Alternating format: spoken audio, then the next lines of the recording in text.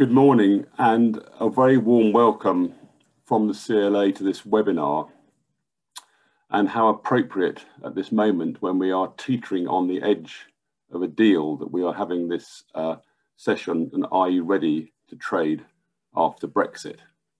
We're told there's a narrow path ahead. My name is Nick Sanford and I'm the Interim Director for the East Region, and I'm chairing today's event.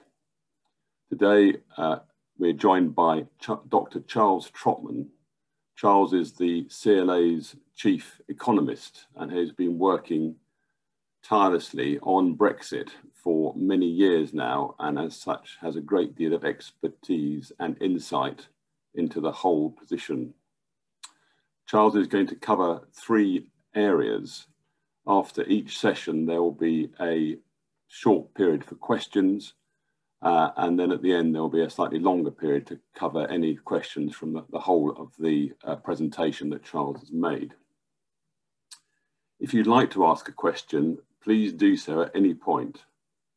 You can do this by using the Q&A toolbar. If you look on the slide now, you'll see you click on that and you can put your question through this method. So please, let's have lots of questions. I'm sure there'll be lots of things coming up, so don't hesitate to write anything down in the Q&A session. And I should also remind you that after the session, this whole thing is being recorded so that you can watch it through again, or indeed pass on to colleagues who may be interested in its contents. So thank you very much indeed for joining us. And now I hand over to Charles. Thanks very much, Nick. I'm Charles Trotman, Senior Economist at the CLA. It's always nice to be promoted when we actually do these things. What we're going to do, as Nick says, we're going to take you through the presentation, but we're going to split it up into three parts because it's probably easier to understand exactly where we are, where we think we're going to go with the negotiations, and whether, of course, there'll be a deal or no deal. But also, of course, whether it will be a case that what the impact will be on the southeast and the eastern region of for CLA members. So, as I said, we're going to block this into three separate parts. There'll be a question and answer session after each. So, if I can just start, hopefully this will work. There we go. Right. So where are we now? Obviously, we know that the decision was made on the 23rd of June 2016 to come out of the EU. Nearly 4.5 years later, we're coming to what we think will be the end of transition. But of course, we still don't know whether there'll be a deal or no deal. What we do know, however, is that it will change the way Great Britain, not the UK, but Great Britain will trade in the future.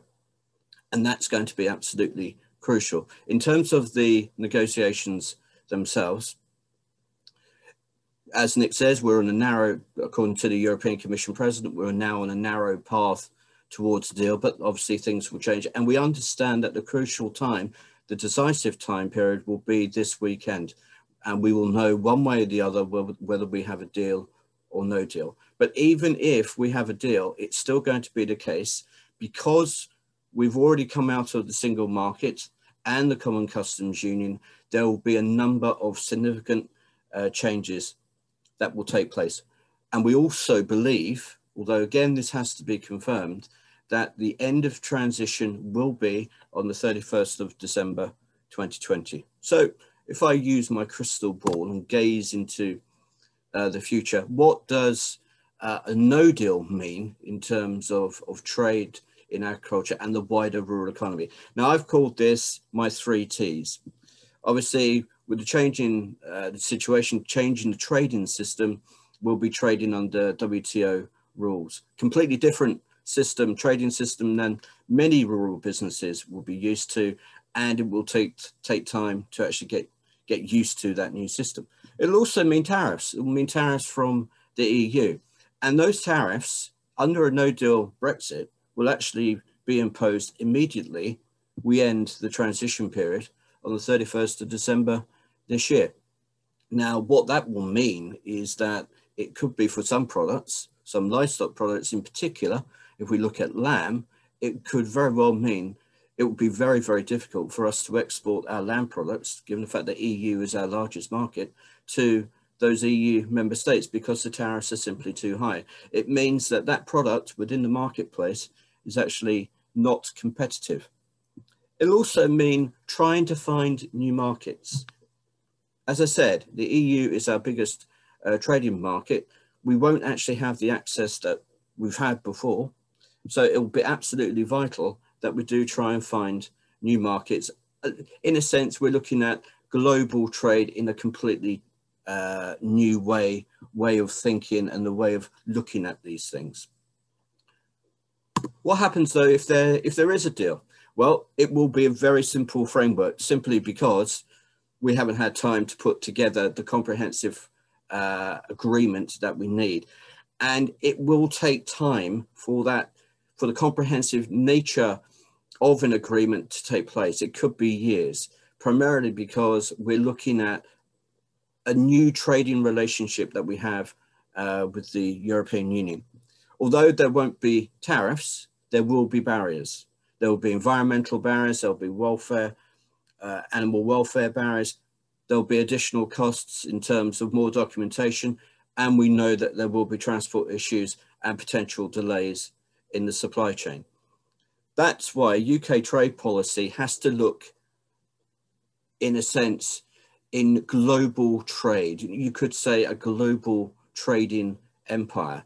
But the issue here with that is that it will take time to come to fruition. It won't be months, it will be years. And businesses who trade currently with the EU will also need to look outside of that EU bloc and look to other countries. But as I said, it will take time, and businesses need to be able to prepare for that. They also need to be able to prepare for the changes that will take place.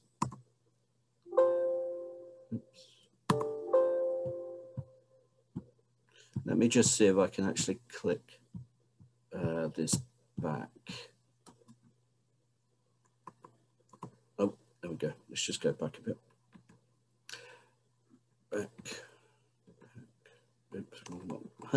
Oops. So what happens? Oh, there we go. Right, Nick, I think it's over to you now for first question and answer session.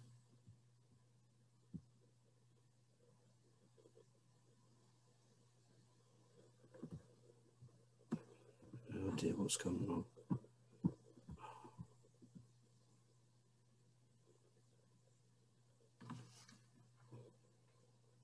Nick, you're on mute. You're muted. Sorry about that. Slight technical delay. Yeah, thanks, Charles. So, yeah, a couple of questions that we got here is if the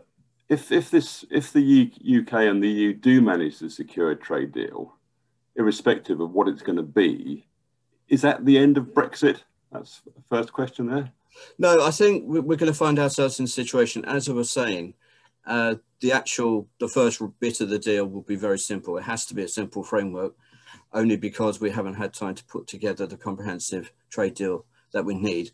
It will take time. I was saying it could take, well, in my view, it probably could take up to 5 years to actually get to a position where everybody knows exactly what everybody is trying to do in terms of trade. I think the first year, the next 12 months in terms of the actual nature of the deal itself will be one of getting used to things. There will be an element, a degree and an element of uncertainty that's going to be inevitable.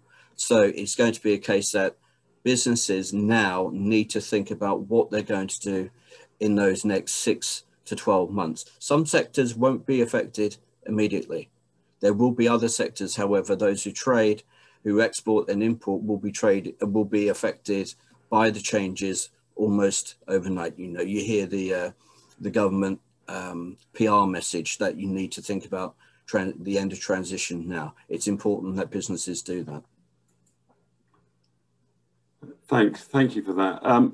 Another one along sort of similar lines is if there is no deal, is it really going to be as bad as some people are suggesting? Is it all gloom and doom, or is there some bright lights on the horizon if there's no deal at all? I think, looking at the positive, there will be opportunities. I don't think there's any doubt about that. I think the problem is, and it comes back to what I was saying earlier, is that it will create significant uncertainty. Business does not like uncertainty. I think in the short term, if we look at the short term as next 12 months or 2 years, it's going to be a case that we're going to have to adjust to a completely new trading system. We won't be trading as much with the EU as we have done previously. And the important point here is because we're out of the single market, that's going to have a major impact on how we trade with EU member states in the future. There are going to be exports that we have, there are high volume of exports into the EU at the moment. That won't be the case. And if that does happen, it's very likely that you'll have increased supply on the UK, on the GB market, which will have the negative effect of reducing producer prices. So it's not great. Thanks very much.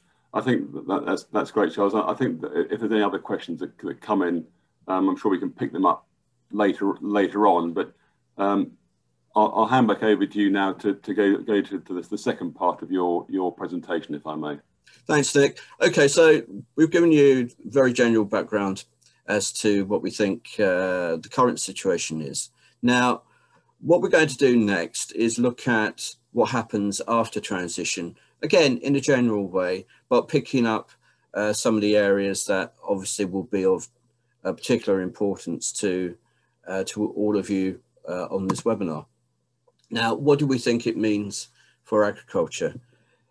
Now, we have to realize, and I need to stress, that trade in agriculture is vitally important to producers because it actually dictates the prices that producers receive in the marketplace. And because we know that there's likely to be substantial uncertainty, it's very possible that this will lead to disruption in the supply chain and in the various trade flows which emanate from that. We're going to look at a different trading system than we have done before. So if we look at a couple of examples, we know that there are likely to be delays at ports due to a variety of reasons. These will disrupt trade flows. It could be the case that imported raw materials coming into Great Britain will be disrupted. And that will have, of course, an impact on the production capacity and output for businesses. It could very well actually reduce production in the short term, which of course will hit the bottom line. And if we've got a case where we've got supply on the market outstripping demand, we know that prices will fall. And when you take into account the real potential that there will be a major depreciation in sterling, which will lead to higher input costs, it's likely that those will follow through the supply chain and actually lead to increased costs for producers. Now, if we look at the prospects, the short term, it's inevitable, as I said, that there will be uncertainty in the markets. This will no doubt have a negative impact. But in the medium term, we look at a restructuring of the sector. With any restructuring, you're going to have winners, you're going to have losers. And businesses need to build in an element of mitigation and planning, obviously. Looking at the long term, we think that businesses will actually have adjusted, they'll become more robust. But again, even if you look at the long term in 5 years in the future, it's going to be a question of adjustment. But I think one of the big problems and big issues that we've got, we're not just talking about Brexit here, we're also talking about the impact of other events such as COVID-19, which we've seen throughout 2020. And this kind of, in a sense, it knocks out the forecasts that we had pre-COVID as to what was going to happen after we left, after we fully left the EU. It means that our forecasting has been stretched. So our short term may in fact look like 2 or 3 years rather than the 12 months that we normally forecast on. Now, what do we think it means for the rural economy? in the short term, given the fact that Great Britain is a net importer of goods, a lot will depend on the resilience of the supply chain. And it will be difficult for many. I don't think there's any doubt about that. And that's why, certainly in the short term, if we look at the short term as 2 years from now and for the next 2 years, you're looking at thinking outside the box. You're also thinking about what other forms of economic activity a business could do. So you're looking at this in terms of what are the potential for diversification. Looking at the medium term, if we go back to COVID, what's happened is that everything's, as I said, everything's been knocked back in what we call in economics, we call this economic year zero, because in a sense, we're starting from scratch. So that will mean that as markets become more resilient, businesses will need to become more resilient. And this will lead to, in the long term, opportunities. We also believe, however, that those opportunities need to be exploited. And one major factor, one major forecast that we have made and will continue to make is that between the medium and long term, we will see a major restructuring of agriculture in Great Britain.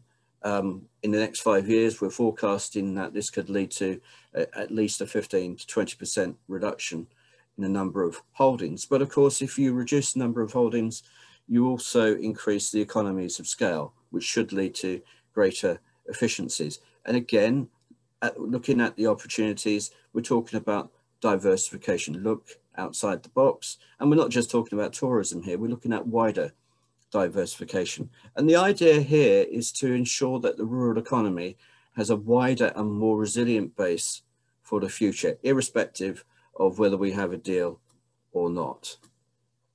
Now, again, when we look at markets, it's a time of forecasting.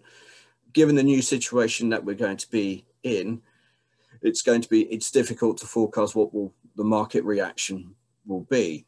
But there will be new export market opportunities outside of the EU because EU markets will tend to become more competitive in the future. British traders will experience constraints on supply chains because they're not part of the single market. And that's where the development of added value products comes in, those niche products which are going to be so important. And they're going to be important particularly on the domestic market. It's very possible that market reaction will lead to a form of instability. And that's where, because we know that margins will be tight, they'll remain tight, certainly we think over the next 12 months, producers, landowners need to look at the environmental markets, for example. We know that the government is fundamentally changing agricultural policy from 2021 onwards. We advise and strongly suggest that landowners look towards elms. And the final point, they're switching to, I've called it the beef market. This relates to a comment that the Secretary of State, George Eustice, made about 3-4 weeks ago, that if you're a lamb producer, for example, well, of course, you've got problems on the market in the EU, why not just switch to beef production? I wish it was as simple as that. What is absolutely vital, and what we're going to see in the future, is that business planning is going to be absolutely fundamental, not just in the short term, but in the short, medium and long term. And it's important that businesses are able to plan and have contingencies in place in case of other challenges which may crop up over the next few years. Now, what we've got here then is, and what I'm going to do is I'm going to go actually onto the next slide. Let's have a look at the opportunities that we believe will exist. Now, obviously with risk, there will be opportunities as well, but it's important that businesses need to be able to exploit them. And that's where clear business planning is going to be absolutely vital. And let's look at some other opportunities to consider. Local markets have grown because of, well, local markets have re-energized, you could say, because of the impact of COVID-19. And there's not only an interest from the consumer, there's also an interest from businesses as well. So it's important for businesses to actually look at the local area, look at the local market situation, and develop those as much as they possibly can. I think it's going to be absolutely vital that businesses learn to manipulate and exploit digital technology. Now, those of you who know me know that one of the main areas I deal is telecommunications. And since I started at CLA back in 2002, I've been dealing with broadband issues. We're making some progress. A lot more, however, needs to be done. And one of those big issues is digital skills. We know that businesses don't have the digital skills that they need, even if they've got access to broadband capacity. So we need to be able to train and make sure that businesses can develop their own digital skills. Collaboration and need to collaborate have been perennials ever since I've been at the CLA and ever since I've been working in this sector. But in today's and tomorrow's market, this will become essential. And what's important is, rather than businesses talking about collaboration, they actually need to do something about it. And we now have the opportunity of doing it. And on this, one point to make, and I've mentioned this before, need to think outside the box. It's going to be absolutely crucial that we're able to do that. Think not just in terms of what you're doing now in terms of farming, but think what else you could be doing. Look at other opportunities and diversified opportunities. Go back to the previous slide, the triple whammy. We're not just talking here about one challenge, which is what would happen after transition and after Brexit. We're talking about the impact and the post-COVID-19 impact, what that will have on the sector and what that will have on supply chains. But of course, we've also got major agricultural policy change, which some have called all three the perfect storm. I tend to call it the triple whammy, when all these three challenges will be coming together, which will shape agriculture, rural economies and rural societies for years to come. And in a sense, now is the time to actually embrace that change. We need to make sure that policy from government is actually fit for purpose. It's fit for the challenges and the changes ahead. So if I can just skip on a couple. So let's just very briefly recap. So we know that trade will become more complex. We know that there will be barriers to trade, irrespective of whether we have a deal or not, and those barriers need to be scaled. Businesses need to be able to plan ahead. They need to be able to understand the changes that will be ahead of them. Our job at the CLA is to give advice to our members before and after transition.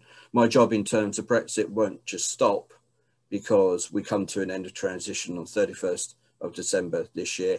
It will carry on because obviously we have to monitor what the situation is and we have to make sure our members have as much up-to-date information as possible. One key message I would say is businesses need to be resilient. They need to be able to adapt to change. And that web link there, that is our Brexit Hub, which we'll talk about a little bit later. And that has all the up-to-date information that businesses need in terms of Brexit. Nick, back to you. Thank you, Charles, and thank you for that the next session. We've had some small questions come in. The first one that's come in is asking, aren't there tariff-free quotas under World Trade Organization that the UK can make use of? I mean, there are lots of tariff-free areas we can trade in, are there not, Charles? Well, you can only trade in the tariff-free area if you have an agreement with another country or a multiple of countries. In terms of tariff-free quotas, the obvious example is New Zealand lamb, which comes into the country. So all tariff rate quotas are controlled under WTO rules.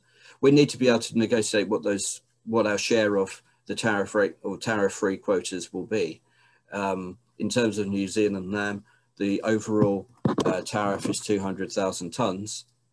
but it's going to be a case that we have 50% of the New Zealand market, so our share would be 100,000 tonnes. There is potential to exploit the opportunity of tariff rate quotas, but the only way we can do that is in negotiation and agreement with the country which is actually exporting the good to the UK. Thank you. Yes, I think, and we've had sort of a question that's actually quite a good follow-up to that, talking about the areas where we used to have extensive trade before we joined the EU, discussing, and do you think all those countries are eyeing up the UK as trying to regain access to our markets? And also, what form do you expect the barriers to be taken? I mean, are there going to be barriers put up, I suppose, by the UK to stop our market being flooded?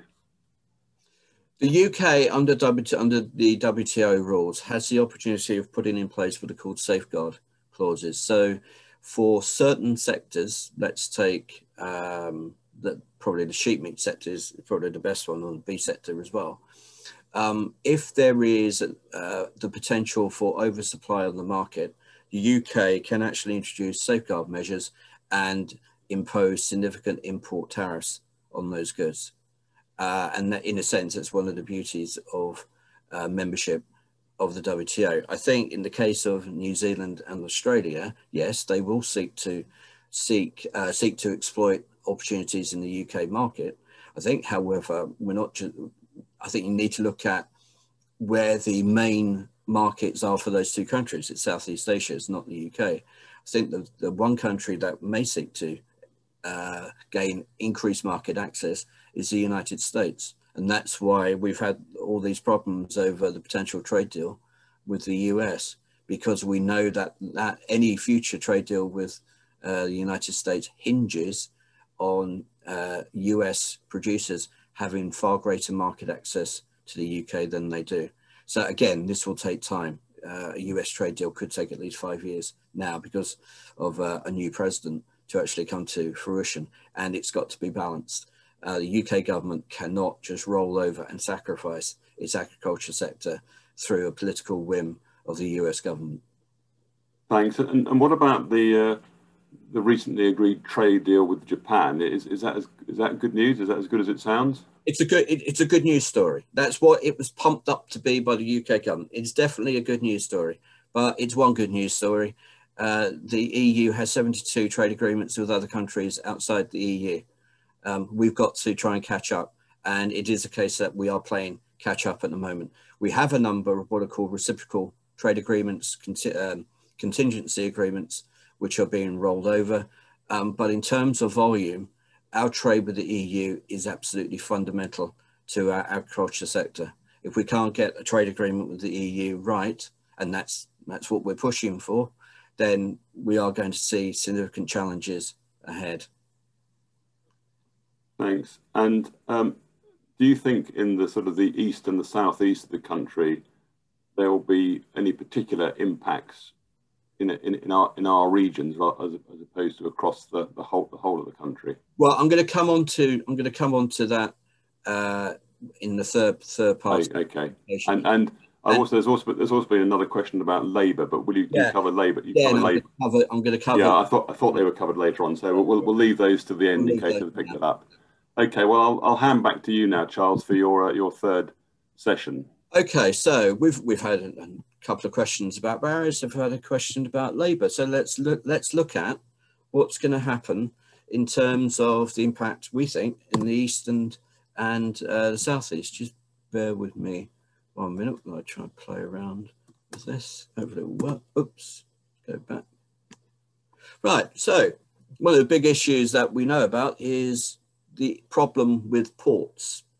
We know that pressure is increasing on ports infrastructure, and of course the east and the southeast has a number of vital ports in terms of trade in the future. We've got Felixstowe, Harwich, Dover, Southampton, and others.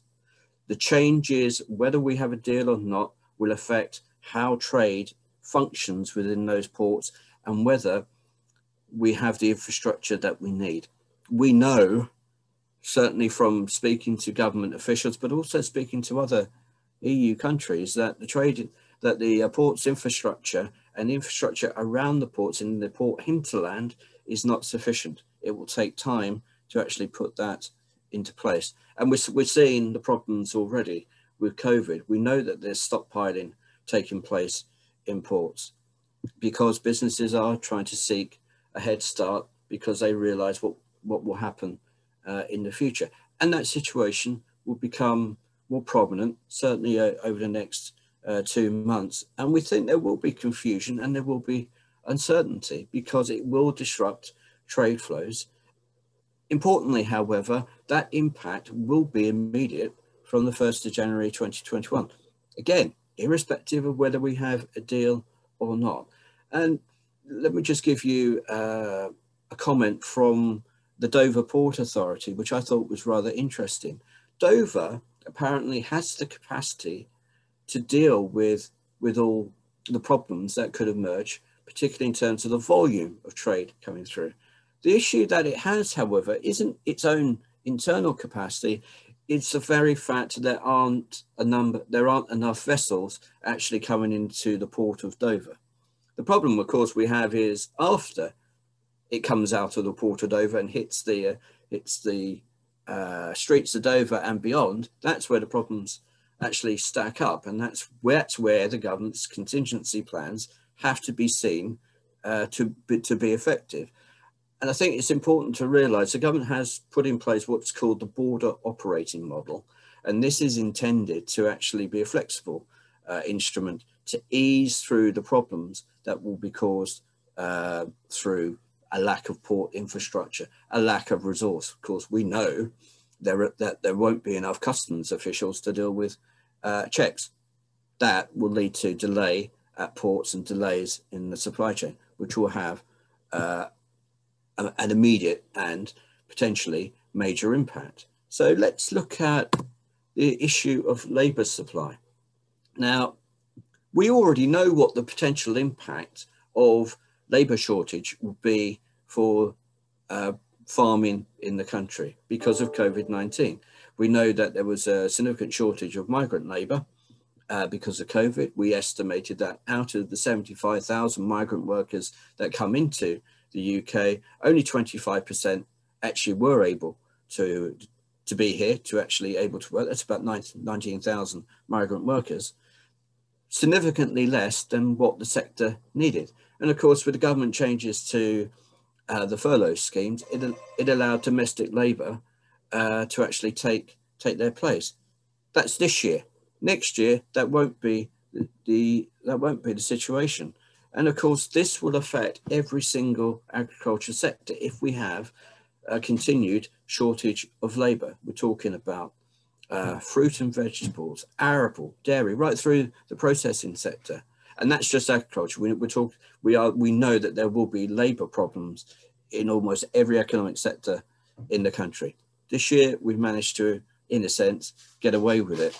Next year, that won't be the case. And I think it's also, and as I say in the third bullet point there, it will have a severe negative impact on business operations, because if you don't have the labour, you can't produce, you can't increase or have the potential of increasing your output. And I think one point to stress is that this is a political decision. The immigration policy that we now have through the government is political, because if they were thinking on a purely economic or within an economic situation, they would never have imposed migration or immigration controls and immigration restrictions the way they have, because you restrict the availability of labour, that will have a major impact on business. Let's look at the effect on fruit and vegetables. We know that, as I've said, the trading systems will change, and they'll change fundamentally, and that will lead to shocks. In the case of fruit and vegetables, what we see is, and what we're anticipating is, that supply costs will increase. And this will be a case of, or a result of, higher costs in the EU to actually mitigate supply chain issues such as shipping costs, the potential weakening in the value of sterling, which will mean higher input costs, and costs that are generally associated with supply chain, with disrupted supply chains. And what we're concerned about is that the security of supply chains could be put at jeopardy. I think also it's important to realize that for a number of businesses in the fruit and veg sector, there will be increased documentation. To give you an example, we have one member in the southwest of the country who actually imports a number of fruit and veg, or fruit rather, directly into the UK, because they pulp the fruit for juice.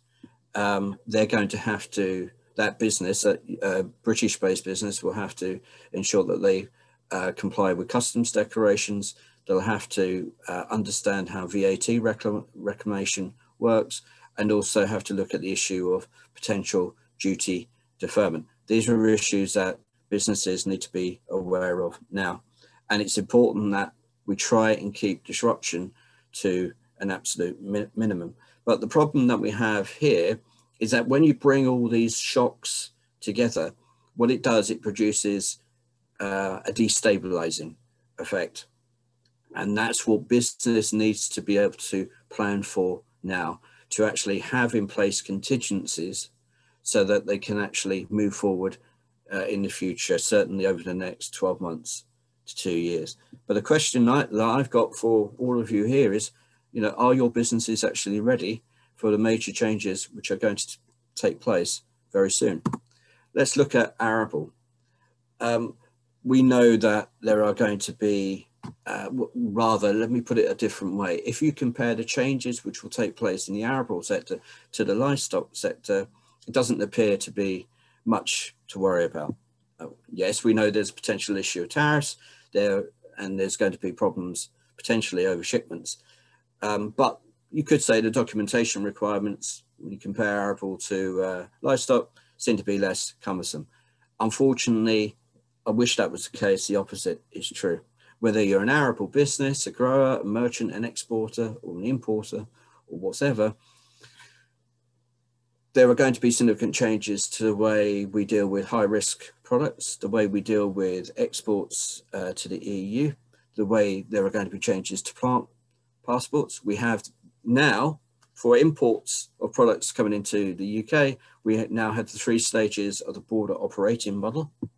We have the issue of phytosanitary certificates. The list goes on, and it's complex and it will be challenging.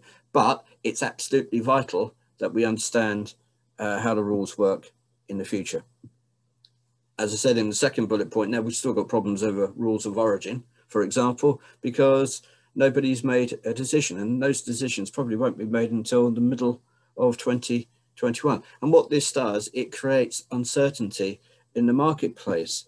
If you're exporting grain, for example, from the UK to, let's say, the Middle East, the Middle Eastern market, or North African market, big markets for grain, there are going to be problems because we have what we call the Genoa riddle. And we're talking about the transit of a shipment via the EU. And we do know that there are likely to be customs problems when vessels dock at the port of Genoa in Italy, because it could, instead of 3 days for that shipment and for that vessel to move away to its port or to its final destination, it could take 2 weeks because the Italian authorities decide to inspect every single shipment which is taking place.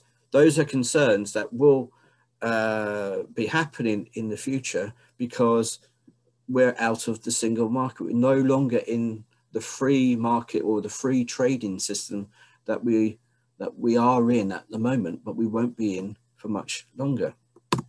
What happens to the wider rural economy? What happens to rural businesses in a wider sense?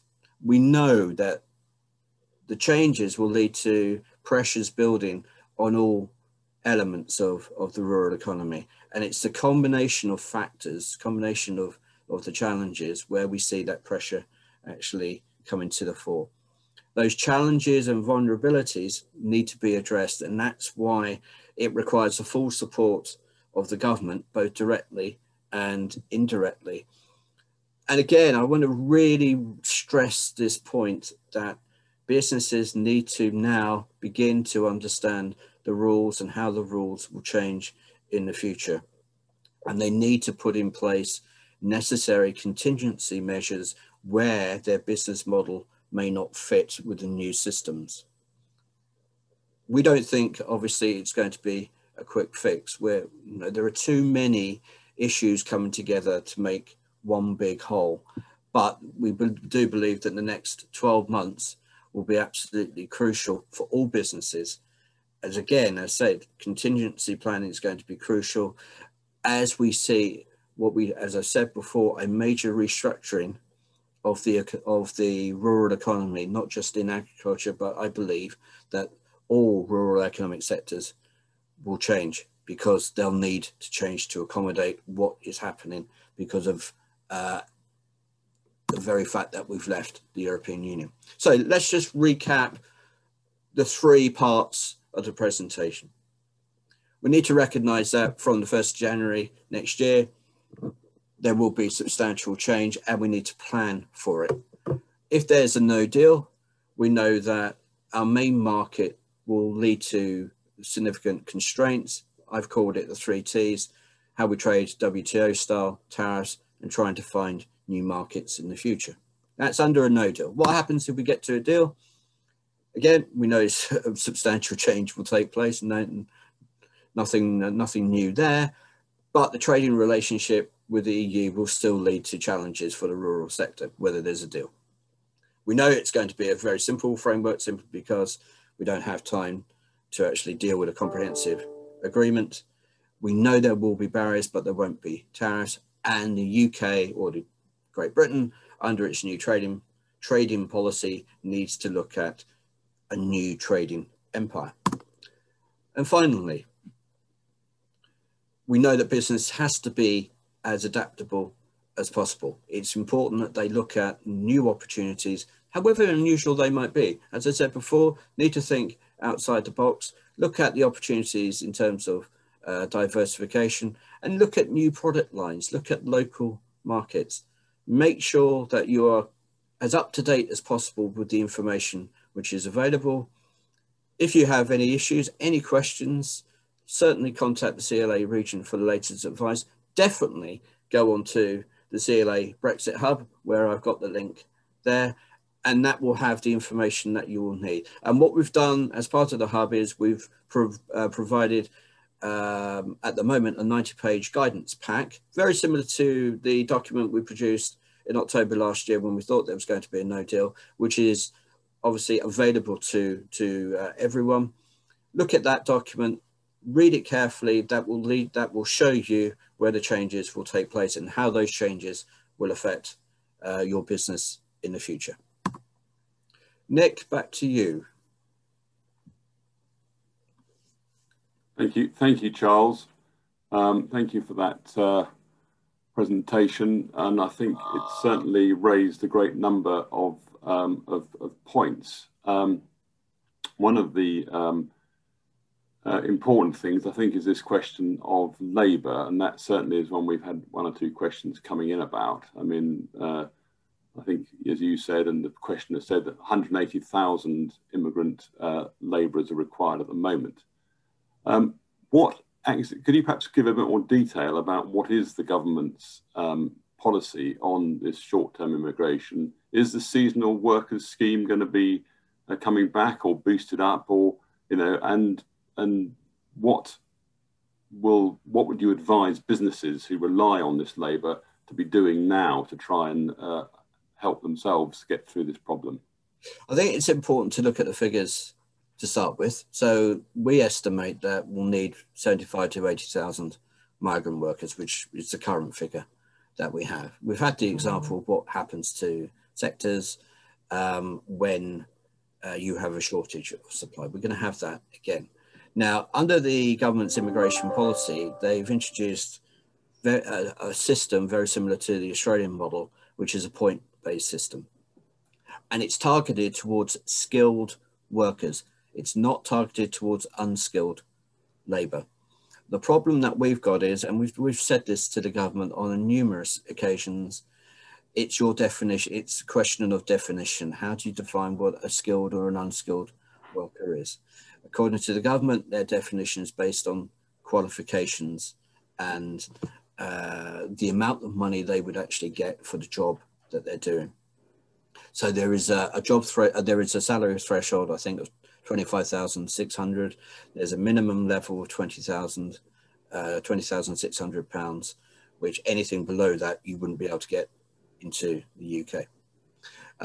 That's going to create problems in the future, because you have to, any migrant worker coming into the UK has to actually hit a minimum points threshold, which is, I believe, 70 points. Again, all the information is on the webpage.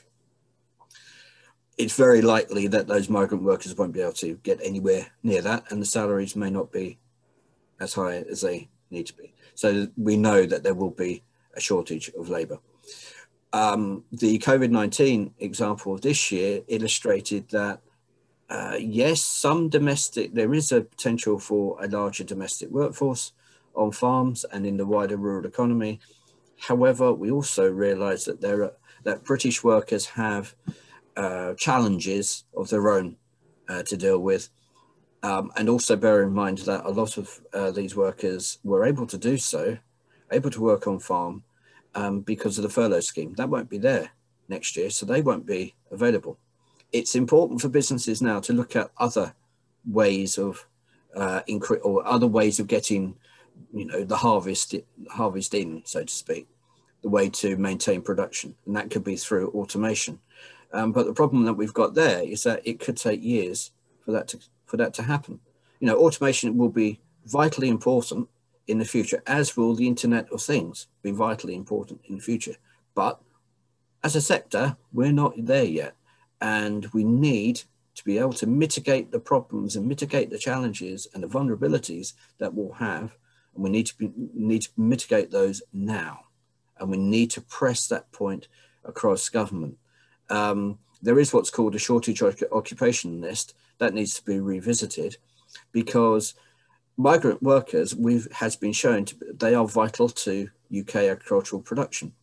Seasonal workers scheme, we believe, will continue. We think that the limit will go up from 10,000 to 20,000. But again, if you're looking at 75,000, at least 75,000 migrant workers needed, 20,000 is a drop in the ocean. It's 25% of what's required. So we recognise businesses will have problems, and big problems, in terms of labour supply. And the CLA are, of course, campaigning and lobbying hard nationally to try and get government to face up to the situation. We are part of our work, yeah. Absolutely. I've been dealing with this for at least 4 years, because we recognise what the problems were going to be. But you're talking about, again, as I said during the presentation, this is a political decision, because no government in their right mind would have taken such a decision as they have done on labour or on immigration from a purely economic point of view, because it doesn't make any sense. I can remember I was having a discussion during the Rural Powerhouse Week, which we held last month, with a free market economist. Even he agreed with me that the government's position on immigration was wrong, and it was politically focused rather than from an economic point of view. So yeah, we know we're making the right arguments. It's just a case of actually getting politicians and getting MPs to actually understand the logic of those arguments. And with the change in agricultural payments and transition to ELMS, etc., I mean, there is going to be some more money which they're hoping to put into productivity, which I presume might go into R&D and robotics, etc. But as you say, that's going to be, the lag in that's going to be several years before we actually catch up on that. So yeah, and we don't know how much money is going to go into it. I think it's called the Farm Investment Fund. Yeah, is a new part of the post-2020 agricultural policy. We don't know how much the budget will be. We know that the first grants will become available in September, October next year. Again, potentially too late. And we know that these schemes have been in the past oversubscribed. I think the intention of government is fair. It's it's pointing in the right direction, but I think more money needs to be allocated to this. You know, grants, whether they be small or large, for agricultural businesses to actually innovate, and particularly in terms of R&D, are going to be absolutely crucial. More emphasis needs to be placed on that. If we get this deal through, Charles, even then, as you say, there's going to be a great deal of change to how we deal and stuff, with how we manage the whole thing. Have you got any idea? We've had a question about. Have you got any idea of what Charlie McNichol refers to as friction costs, i.e., the additional cost of the paperwork, the customs, the transport? Have you got any idea what percentage that might have on farm gate prices? You know, because obviously someone's got to take on the cost of that extra burden of bureaucracy and administration. Is this going to start on the 1st of January? Right, let me give you an example, and I'll then directly answer Charlie's point. We've got a producer, or rather a wholesaler, who imports flowers from Holland. His costs at the moment in terms of transport costs are around, I think it's 20 to 30 euros per consignment. That's the administrative costs. The Dutch exporter has now said to him he's increasing his costs to 150 euros per consignment. The wholesaler actually receives around 50 to 60 consignments per year. That's going to substantially increase his costs. That's simply in paperwork and shipping costs. So that's what we're looking at. We haven't done any work so far on what the potential friction costs will be, but we do know that they could be quite significant. Again, it depends on the product. If we look at the case of cereals, oilseed rape, and sugar prices, for example, we'd look at an additional, I think it was estimated they could lead to an additional 7 to 12% increase. Again, as I said, we'd need to do more work on this, and it's one of the projects that we've got in train. But certainly we are looking at, you could say, substantial increased costs, and that's just one element. I think you're looking at the potential impact on ex-farm prices of at least 15 to 20%, which again is worrying. But we don't know how the markets are going to react. And my big concern, certainly at the moment, is the depreciation of sterling, because we know that from the referendum result back in 2016, sterling depreciated by 15 to 20%. We think that's very, very possible if there is no deal struck between ourselves and the European Union.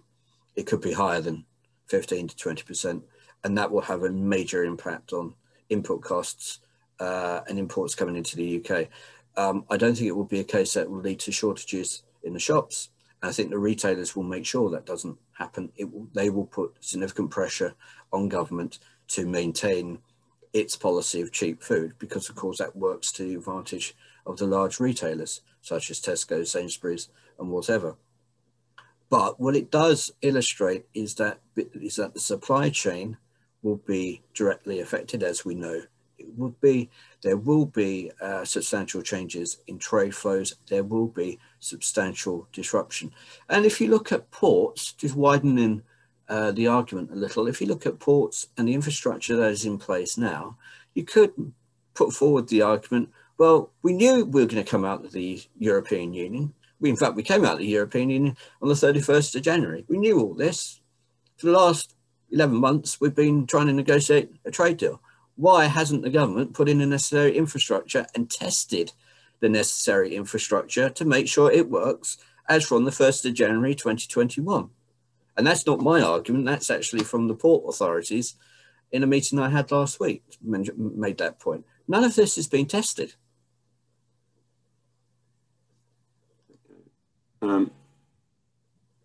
We've had a slightly different question here. If we start shipping stuff around the world and wider trading, the question is how does that square up with our green credentials and CO2 reduction, etc. And also slightly linked to that is, you know, with this going on, surely there's going to be a lot of pressure for import substitution. You know, are there lots of stuff that actually we shouldn't be importing, really? We should be trying to produce in this country. Well, let's take the second part first. Everybody knows that we're not self-sufficient in the vast majority of what we produce in this country. That's why we import goods. I think it's also important to realise or to look at the culture of the British public. Back in 1940, you know, after the Second World War, 1950s, we had a situation where people actually ate according to seasonal patterns, you know, because products, you know, we didn't have 365-day around availability of certain products. You could, in a sense, you could blame the cookery writers back in the 1950s and 1960s, the Elizabeth Davids of this world, who basically said French, you know, French cuisine is good, French products are good for you, because that changed and shaped the British culture from now on. And you look at the growth and enjoyment that people get from cooking and from you know, the celebrity chefs, so to speak, that change is there. It's happening. It's happened. It's not going to move. We know that. It's also going to be the case that we are not in a position yet to increase productivity on farm. If we can increase productivity on farm, if we can make sure that it is profitable, which it should be, then we can increase production. Then we can have this policy of import substitution, i.e. we reduce the amount and volume of imports coming into the UK. We're not at that position. I don't think we're going to be at that position certainly for another 5-10 years. Because, and I think in a sense to support what the government is trying to do in terms of the overall agricultural economy, it recognises that we've got major problems because we've been, you could say, constrained within the CAP, and we've had all these direct payments and subsidies come to British farmers. We haven't actually had the opportunity of being free from, you could say, the CAP straitjacket. CAP in some senses has been good. CAP in a lot of senses just did not work. We know that, and that needed to be significantly reformed, and it never has been. So this is an opportunity where we have the potential and we have the opportunity now to increase production, but it will not be overnight. And we need to create a balance. And this is where, in terms of global trade, we need to get a balance between how we trade and our green agenda. We must never forget what we're trying to do in terms of the green agenda for the future, you know, net zero by 2050. That's vitally important. But in order to be able to do that, we have to get a balance, and government has to actually ensure that policy change is for the good, not for the bad. Thank you, Charles. And I think that's a moment when we have to draw things to a close. Our time is up. There's a number of questions that haven't been answered, and we'll get back to individuals on those. But thank you very much indeed for all attending this webinar. And if you look on the slide there, which is called Key Takeaways, please do pick up the Brexit guidance pack and do visit the CLA Brexit Hub. There's a lot of information there, and hopefully by the end of this forthcoming weekend, we'll know whether we've managed to walk down this narrow path. Anyway, thank you very much indeed. And I say, do contact the CL offices about this or any other concerns you have about your rural businesses. We will be doing our very best to help and support members as always. And so thank you very much. And we look forward to seeing you at the next webinar event. There will be one on the 13th of January. There's going to be a follow-up event about the impact of Brexit and the decisions that have been made. So hopefully by then we will know a little bit more what's going on and be able to give you some further advice. So remember the 13th of January for the follow-up for whatever decision is reached. Thank you very much indeed, and goodbye.